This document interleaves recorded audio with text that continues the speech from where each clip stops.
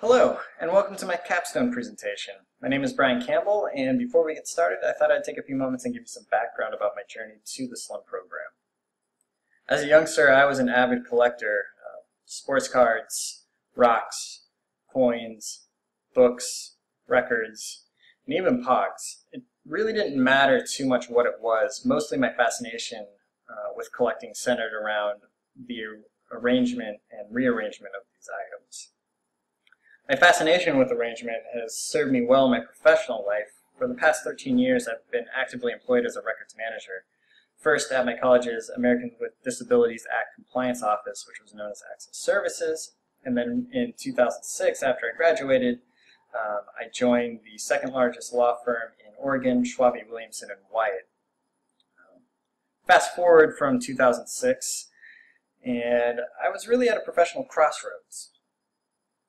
I didn't hate my job by any stretch of the imagination, but I would be lying to you if I had a true passion for working in corporate law. This really forced me to examine what I wanted the next phase of my career to look like, and there were two key elements I wanted to fulfill. One, I wanted my decades-plus experience as a records manager to be relevant for my new job, and second, I wanted to genuinely care about what I do. And thinking back to my time at Access Services, it really kind of pushed me in the direction of library science. At Access, by doing my job well, my bosses were able to grant students with disabilities the services they needed to thrive academically.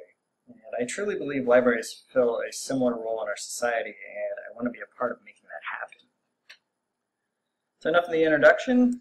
Let's get to my capstone and my capstone's introduction. So here it is. It's fairly lengthy, but it basically gives you a rundown of what I just told you about, but it's couched in more library terminology. In particular, I talk about Ranganathan's 5 laws of library science.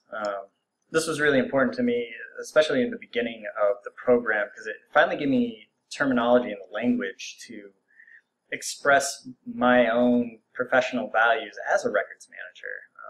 Now, Ranganathan talks about library books, but I think files are an easy substitute for what he's talking about. Program outcomes. For Foundations of the Profession, as my artifact, I used my Fair Use and Copyright Law History of Fair Use and Copyright Laws paper.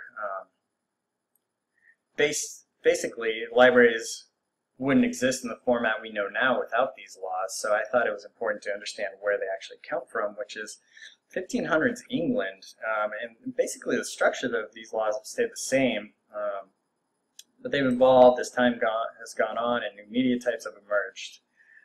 One of the scary things for us as information management professionals is the tightening of those copyright laws in favor of the copyright holder, which means less and less gets actually published in the public domain and kind of restricts access to the information over the long term. Information resources. I did my collection development interview from 8:55, and basically I interviewed a librarian from the Lake Oswego Public Library, and she was in charge of collecting for the general adult section, the nonfiction adult section. And I think one of the most eye-opening things for me was just how tight their budgets are. Lake Oswego, for those who don't know, is a fairly affluent suburb of Portland, and even in that context, they still had to cut strings and corners and make do with maybe books that aren't necessarily in the best shape but still usable. I think that was really the takeaway there. Organization of recorded knowledge and information. I wrote a paper about encoded archival description in 804, and that was during a time when I still wanted to be an archivist, and I'll get into why that changed in a little bit, probably in a few slides from here. But I was really fascinated by this metadata schema, as it was developed specifically for archives, since none of the other metadata schemas actually kind of fit. And in archives, you have such an array of artifacts that you need to keep track of. You know, it could be a piece of paper, it could be a bumper from a car, it could be a screw, a hammer, a shoe. And the cool thing about encoded archival description is that it allows for, it's flexible enough to allow for anything to essentially to be cataloged and kept track of. Technical knowledge and skills. I decided to use as my artifact the web tutorial we did for the IT class. And mainly this was due to the fact that I had to come out of my comfort zone and start working with unfamiliar tools, which in this case was Screencast-O-Matic, which is what I'm using right now, so it turned out to be really helpful. It was a good experience because coming outside of that comfort zone, I realized that these tools aren't really all that scary, and you know, some are better than others, but basically they're made to be used, and the people who design them want you to use them. And I just have to keep that in mind, and I think this assignment in particular really helped me keep that in focus. Reference and user services.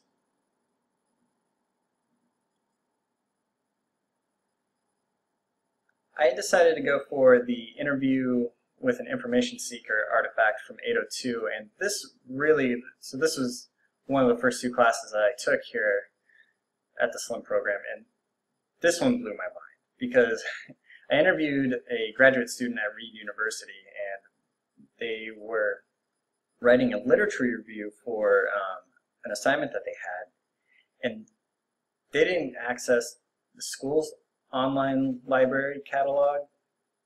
They exclusively got all their sources through Google Scholar, and the main reason was due to convenience. And it really showed me that what the challenge for librarians is going to be, especially academic libraries,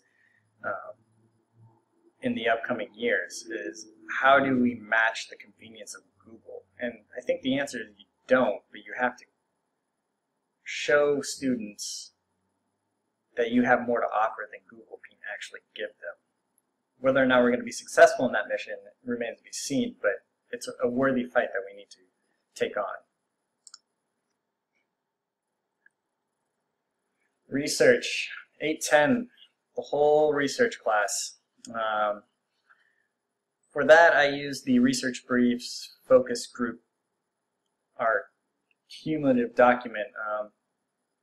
Basically, we had to create a survey and create our own unique research and talk about our outcomes. Much like the IT assignment with the web tutorial, this forced me to come way out of my comfort zone, as I really didn't have too much experience doing original research. But now that I do, I can see why it's totally valuable for a librarian to have. You have to figure out what your user base wants, and the only way you can do that is by conducting original research yourself and seeing what the outcomes will be, and basing your purchasing decisions on those results. Continuing education and lifelong learning. I went with the Intro to Archives creation of a web archive because again, much like the Research Briefs project and the web tutorial, I had to use a program that was completely unfamiliar to me, and that was the Internet Archive's archiving tool. And we, my group and I, created a new web archive for curling clubs based out of Manitoba, Canada. And not any particular city, but we wanted to get a wide breadth of where these clubs were located within the province itself. And the reason why I included it here in the continuing education and lifelong learning section is that it really showed me like how to see like issues in changing in technology in our profession. Not just archives specifically, although that is specific to archives, but kind of in general. 35 years ago, an archiving tool wasn't necessary at all. But now, and going forward, it's probably going to be really important to see how websites evolve and keeping that information preserved for the long term. Administration and management, excuse me. I chose the Intro to Archiving 809 archive visit for one specific reason. I mean, the original assignment was to go into an archive and request a document and just kind of write about what your experience was like. But when I told the archivist on duty what my project actually was, she was very kind and spent a few hours with me talking about what their process is, what the day-to-day operations is like. And what I realized during this is I could totally work in an archive setting. However, through the talking about the administration and management portion of it, I realized that working in an archive is eerily close to what I do as a records manager, and the whole point of being in this program was to move in a similar direction, but in a different direction. And that's when I really decided that archives wasn't going to be right for me. Moving on to professional values.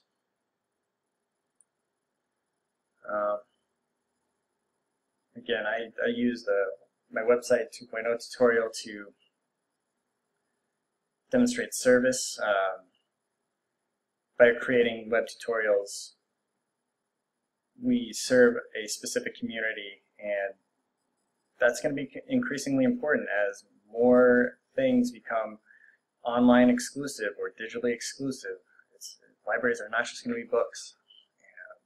There still will be books, but we really need to take into consideration like how we're going to best meet our patrons' needs.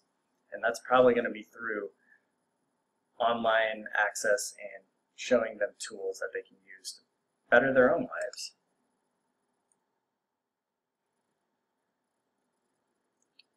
Leadership, again, as technologies change and budgets stay tight, we're going to have to be leaders individually.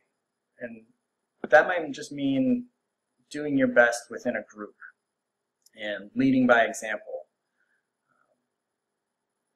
And I think that's really the best way anybody in any setting can really show their own leadership, is by doing the best possible job to get whatever project you're on done.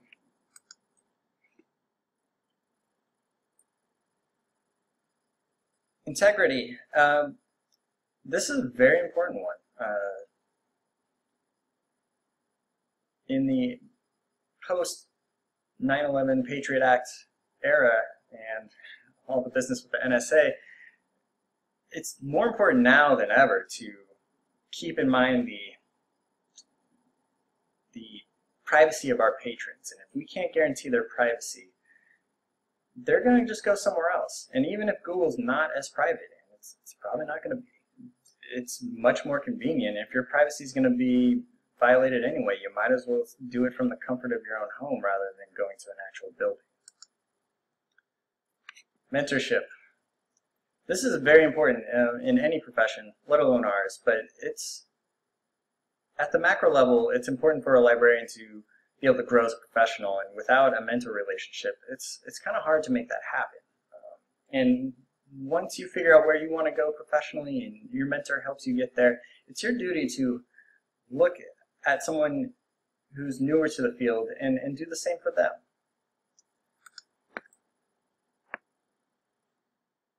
Here's a list of my work. It's basically everything that I went through in the program outcomes. I'm extremely proud of it. I think all of it is an accurate reflection of me as a student.